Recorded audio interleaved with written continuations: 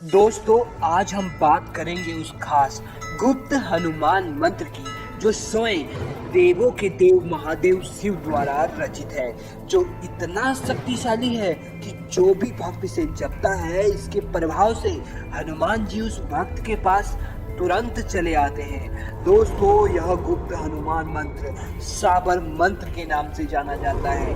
मंत्र बताने से पहले मैं आपको बता दूं कि यह इतना शक्तिशाली मंत्र है कि इसके प्रयोग को आपको बहुत ही सावधानी से करना होगा और अपनी मनोकामना पूरी करने के लिए ही इसे करें। किसी दूसरे को नुकसान पहुंचाने के लिए इसका प्रयोग बिल्कुल भी ना करें, वरना उसका दुष्प्रभाव आपको भुगतना पड़ सकता है।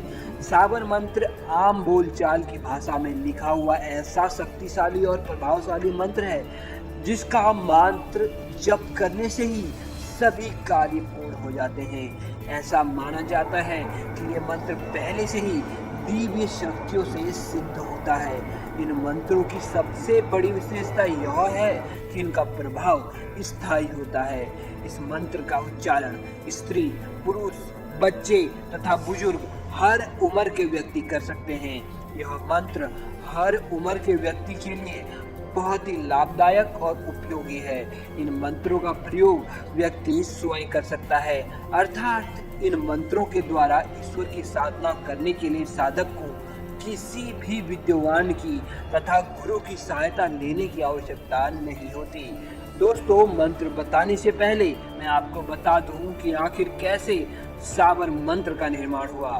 दरअसल जब अर्जुन भगवान शिव के शक्तिशाली शस्त्र पाने के लिए तपस्या करने लगे तो भगवान शिव उनकी परीक्षा लेने के लिए एक जंगली शिकारी के रूप में उनके पास आए।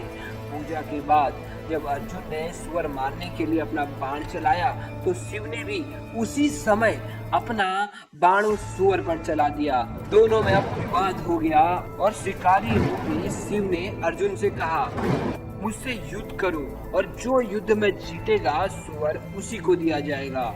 अर्जुन और भगवान शिव में भयंकर युद्ध आरंभ हो गया।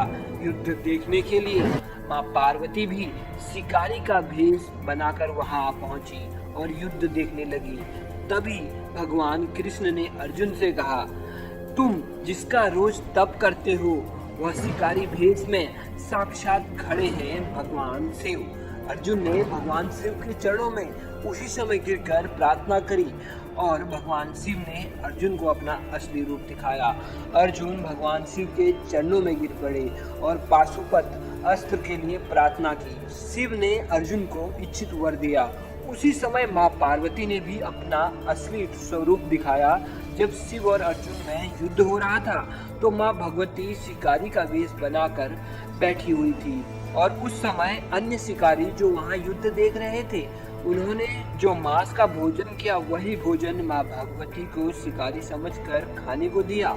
माता ने वही भोजन ग्रहण किया। इसलिए जब माँ भगवती अपने असली रूप में आई तो उन्होंने भी शिकारियों से प्रसन्न होकर कहा, हे किरातों, मैं प्रसन्न हूँ, वर मांगो। इस पर शिकारियों ने कहा, हे माँ, हम भाषा व्याकरण नहीं जानते और ना ही हमें संस्कृत का ज्ञान है और ना ही हम लंबे चौड़े विधि विधान कर सकते हैं, पर हमारे मन में भी आपकी और महादेव शिव की भक्ति करने की इच्छा है। इसलिए यदि आप हम पर प्रसन्न हैं तो भगवान शिव से हमें एक ऐसा मंत्र दिलवा दीजिए जिसे हम बड़ी सरलता से आप लोगों का पूजन कर सके। तब भगवान शिव ने माँ पार्वती के अनुग्रह पर किरातों से कहा, माँ भगवती के प्रभावी मंत्रों में से एक मंत्र है जिसके बारे में आज मैं तुम्हें बताऊंगा। इसके जप से बहुत जल्दी सुफल प्राप्त होता है। जब इस मंत्र का उच्चारण किया जाता है तो जाप करने वाले के मुख से ऐसी अलौकिक ध्वनियां निकलती हैं जो लौकिक और अलौकिक शक्तियों को उसकी ओर खींचती है। उन शक्तियों की मदद से कोई भी कार्य करवाया जा सकता है और उस मंत्र का नाम है साबर मंत्र। दोस्तों, अब मैं आपको बता दूं कि कैसे आप इसको सिद्ध कर सकते हैं और कैसे आपको इसका जाप करना है। मंत्र साधना को शुरू करने से पहले अपने मन में यह दृढ़ निश्चय आप कर लें कि मेरे द्वारा की गई यह जाप साधना से मुझे 100% सफलता प्राप्त होगी। इस प्रकार का निश्चय और अपने इष्ट देव यानी कि जिस देव की भी आप साधना करते हैं, जिस देव को आप मानते हैं उनका ध्यान करते हुए पूर्ण विश्वास और श्रद्धा भाव बनाए रखें। साधना काल में मंत्र उच्चारण करते समय अपना ध्यान आपको अपनी नाभि स्थान पर या फिर अपने आज्ञा चक्र पर या मंत्र की ध्वनि पर, इनमें से किसी भी स्थान पर टिकाए रखना है।